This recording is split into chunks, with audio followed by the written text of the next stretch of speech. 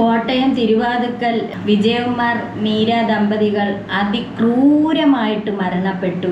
ഇന്ന് രാവിലെ ആ വീട്ടിലെ ജോലിക്കാരി അവരെത്ര വർഷം കൊണ്ട് ആ വീട്ടിൽ ജോലി ചെയ്യുന്നതാണ്. അപ്പോൾ അവർ എന്നത്തെയും പോലെ ഇന്ന് രാവിലെ ജോലിക്കായിട്ട് ഈ വീട്ടിലേക്ക് പോവുകയും പോയപ്പോൾ ഗേറ്റ് പൂട്ടിയിട്ടിരിക്കുന്നു. അങ്ങനെ വാച്ച്മാനെ വിളിക്കുകയും അയാൾ വന്ന് ഗേറ്റ് തുറന്നു കൊടുത്ത് ഈ വേലക്കാരി അകത്ത് കയറുകയും ചെയ്തു. കയറിയപ്പോഴത്തേക്ക് കാണുന്ന രംഗം, കയറുന്ന ഭാഗത്ത് തന്നെ വിജയകുമാർ എന്ന് പറയുന്ന ആള് കൊല ചെയ്യപ്പെട്ട് കിടക്കണം.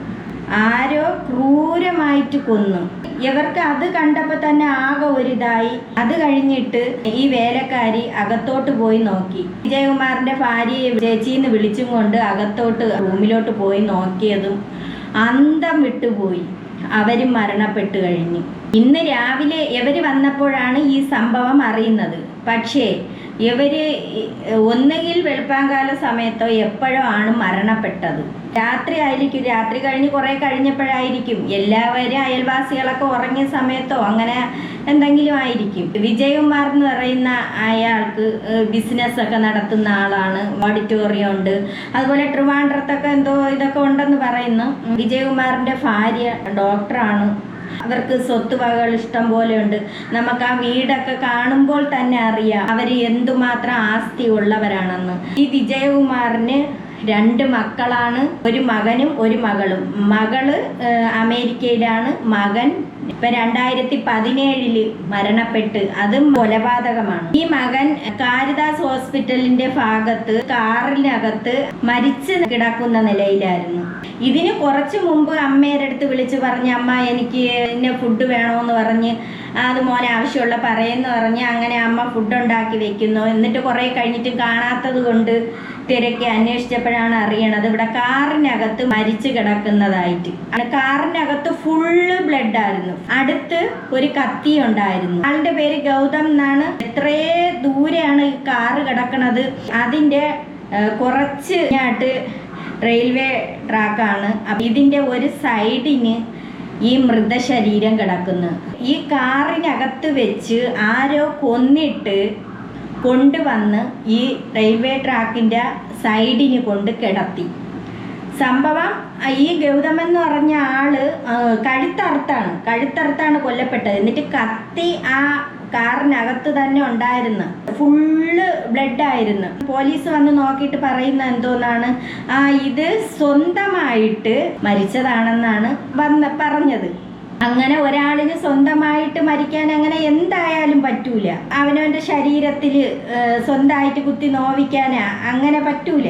എന്നാലും കേസ് ഈ അമ്മയും അച്ഛനും വിജയകുമാറും മീരയും കൂടി കേസ് കൊടുക്കുകയും ആ കേസ് അന്വേഷണത്തിൽ ലോക്കൽ പോലീസ് അന്വേഷിക്കുകയും ഒന്നും ആവണില്ല കേസിന്. ക്രൈം ബ്രാഞ്ചിൽ വിട്ടുകൊടുക്കുകയും അങ്ങനെ ക്രൈം ബ്രാഞ്ച് അന്വേഷിക്കുകയും CBI അന്വേഷണം തുടങ്ങിയിട്ട് ഇപ്പം ഏകദേശം 1 മാസത്തോളെ ആയുള്ളൂ. ഈ 1 മാസത്തിൽ കഴിഞ്ഞ മാസം കണ്ടാണ് CBI അന്വേഷണം. അതിൻ്റെ റിസൾട്ട് ഇപ്പോൾ വരാനിരിക്കവെയാണ് ഈ അമ്മയെയും ഈ അച്ഛനെയും കൊല ചെയ്യപ്പെടുന്നത്. പിന്നെ ഈ ഒരു മോളേ ഉള്ളൂ. ഈ മകള് അമേരിക്കയിലാണ്. ഈ വീട്ടിനകത്ത് 2 വളർത്തു നായ്ക്കളുണ്ടായിരുന്നു. ഒരെണ്ണം മരിച്ചുപോയി. പിന്നെ അതിനുശേഷം ഒരു ഡോഗിനെ കൂടി വാങ്ങിച്ച് അത് ഫേസ്ബുക്കിൽ പോസ്റ്റ് ചെയ്യണേ കൊണ്ടായിരുന്നു ഈ വിജയകുമാർ. വളർത്തു നായ ഇത്രയും നേരമായിട്ടും എഴുന്നേറ്റിട്ടില്ല എന്നാണ് പറയണത്. വളർത്തു നായ മയക്കി കിടത്തി, എന്തോ കൊടുത്ത് മയക്കി. വിജയകുമാർ എന്ന് പറയുന്ന ആള് ഇന്നലെ കൂടിയും ഒരു ഓഡിറ്റോറിയം അവർക്കുണ്ട്. ആ ഓഡിറ്റോറിയത്തിൽ 3 സ്റ്റാഫുകൾ വന്ന് നിന്ന് മീഡിയയുടെ മുന്നിൽ പറയണതൊക്കെ ഉണ്ട്. ഇന്നലെ രാത്രി കൂടിയും അവിടെ ഇരുന്ന് രാത്രി എത്രയും മണിക്ക് ശേഷമാണ് വീട്ടിൽ വരണത് എന്നൊക്കെ പറയുന്നുണ്ട്. ഇതില് ഒരു സംശയമായിട്ടുള്ളത് ഒരു ആസാം സ്വദേശിയായ അമിത് എന്ന് പറയുന്ന ഒരുത്തൻ. അവരെ വീട്ടില് ഒരു 8-9 മാസം ജോലിക്ക് നിന്നിട്ടുണ്ടെന്ന് പറയണേ. ഇവൻ ജോലിക്ക് നിന്നിട്ട് അവന് കള്ളത്തരമൊക്കെ ഉണ്ടായിരുന്നു. ഈ വിജയകുമാറിന്റെ ഫോൺ അടിച്ചു മാറ്റുകയും പിന്നെ കണ്ടെത്തി. ഇതിന്റെ വൈരാഗ്യമാണോ ഇനി ചെയ്തത്? ഇതിനു മുമ്പും അവൻ എന്തൊക്കെയോ കേസ് ഉണ്ടെന്ന് പറയുന്നു. ഇവൻ ഭാര്യയെ കൊണ്ടാണ് വന്ന് എവിടെ കിടക്കണം എന്ന് പറയണു, അവളെന്തര ജോലിക്ക് അങ്ങോട്ടേക്ക് പോകുമെന്ന് പറയണു. ഇപ്പൊ എന്തായാലും അമിതിനെ കസ്റ്റഡിയിലാണ്. വിജയകുമാറും ഈ ഭാര്യ മീരയും വിജയ പോരാട്ടം തന്നെ നടത്തി എന്നാണ് പറയണത്. അപ്പൊ ഈ കേസിന്റെ ഇതെല്ലാം ആയി, ഇപ്പോൾ തന്നെ കേസിന്റെ ഇത് റിസൾട്ട് വരും എന്നുള്ളത്, ആളിനെ പിടിക്കപ്പെടും എന്നായപ്പോൾ ഇത് ചെയ്തതാണ്. ക്രൂരമായിട്ടാണ് കൊല ചെയ്തിരിക്കുന്നത് എന്ന് പറഞ്ഞാൽ കോടാലിക്ക് വെട്ടി തല മൊത്തത്തിൽ പൊളന്ന് മൊത്തം വികൃത കോലാക്കി കളഞ്ഞു. ഒരു കോടാലി എടുത്ത് ഒരു വിറവിൽ വെട്ടുമ്പോൾ അറിയാമല്ലോ അതങ്ങനെ, അതുപോലെ വെട്ടിപ്പൊളന്ന് മൊത്തത്തിൽ വികൃത കോലമാക്കിയിട്ട് ആ വേലക്കാരിക്ക് ഒന്നേ നോക്കിയുള്ളൂ, ഈ മൃതശരീരങ്ങൾ നഗ്നമായിട്ട് കിടക്കണം. എന്തോ ഒരു ക്രൂരതയാണ് ഈ കാണിച്ചിട്ടിരിക്കുന്നത്. അതും കോട്ടയത്താണ്. മരണങ്ങൾ നടന്നതേ ഉള്ളൂ.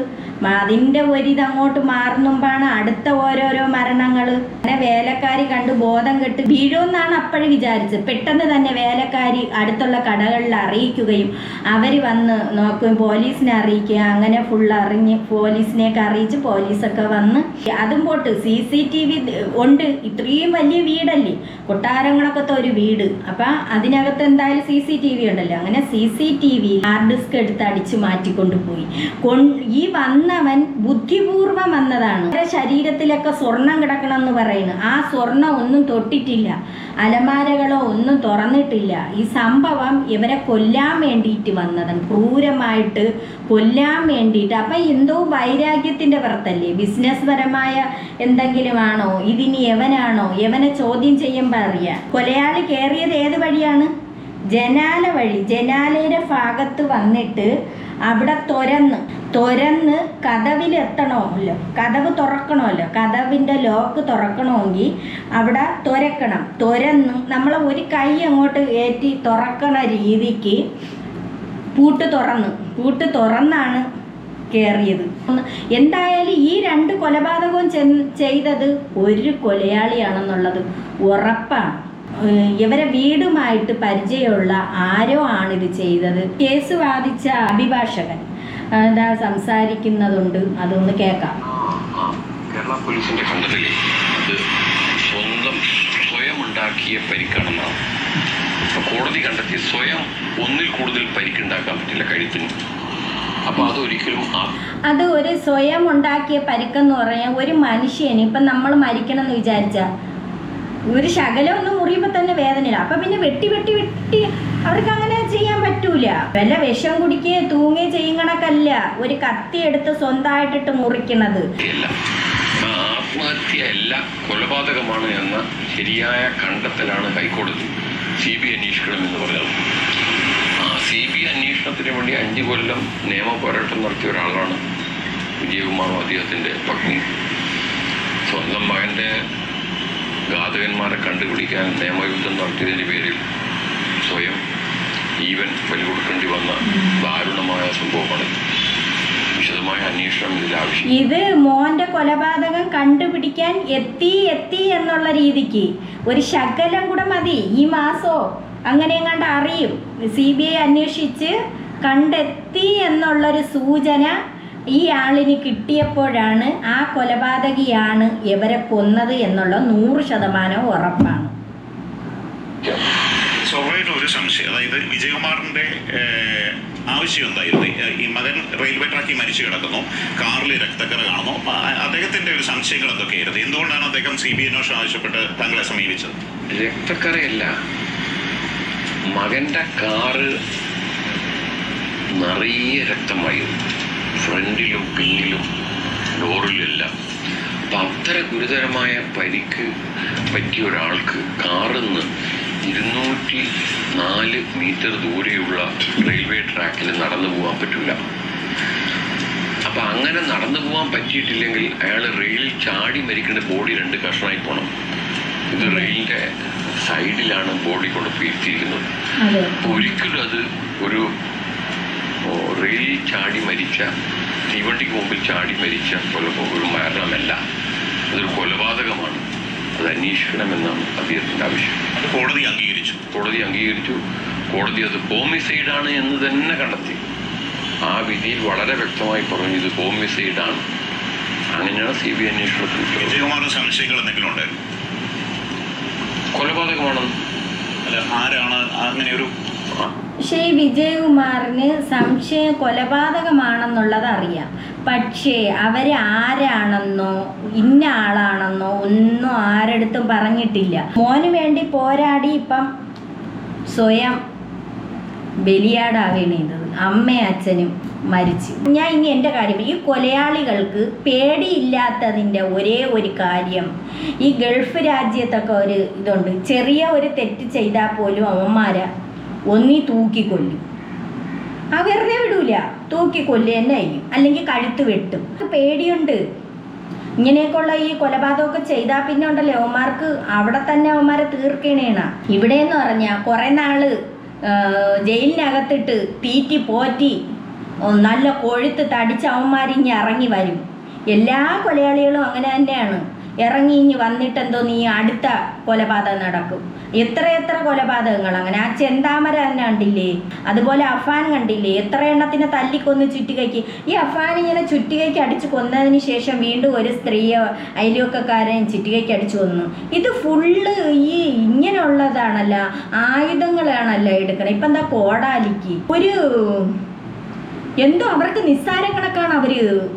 ഒരു വിറകിനെ വെട്ടും കണക്കാണ് ഇപ്പം ചെയ്തിരിക്കുന്നത്. ഒരു വിറക് മുറിക്കും കണക്ക് ആണ് ഇപ്പം ഈ കൊലപാതകം നടത്തിയിരിക്കുന്നത്. നമ്മൾ നേരം വെളുത്ത് എഴുതിക്കുമ്പോൾ കേൾക്കുന്നത് ഇങ്ങനെയുള്ള വാർത്തകളാണ്. അവിടെ വെട്ടിക്കൊന്ന്, ഇവിടെ വെട്ടിക്കൊന്ന്, തലയ്ക്കടിച്ചു കൊന്ന്, കിണറ്റിലെടുത്തിട്ട് ചുറ്റികയ്ക്കടിച്ച്, വെട്ടോത്തേക്ക് വെട്ടി, കോടാലിക്ക് വെട്ടി, അയ്യോ അച്ഛൻ മോനെ വെട്ടി, മോൻ അച്ഛനെ വെട്ടി, അമ്മയെ വെട്ടി. ഇതെന്തോന്നാണിത്? ഇങ്ങനെ ചെയ്ത ആ മോനെയും അമ്മയും അച്ഛനെയും ക്രൂരമായിട്ട് കൊന്ന അവനെ തൂക്കിലേറ്റണം, അവനെ അതുപോലെ കൊല്ലണം എന്നാണ് എനിക്ക് പറയാനുള്ളത്.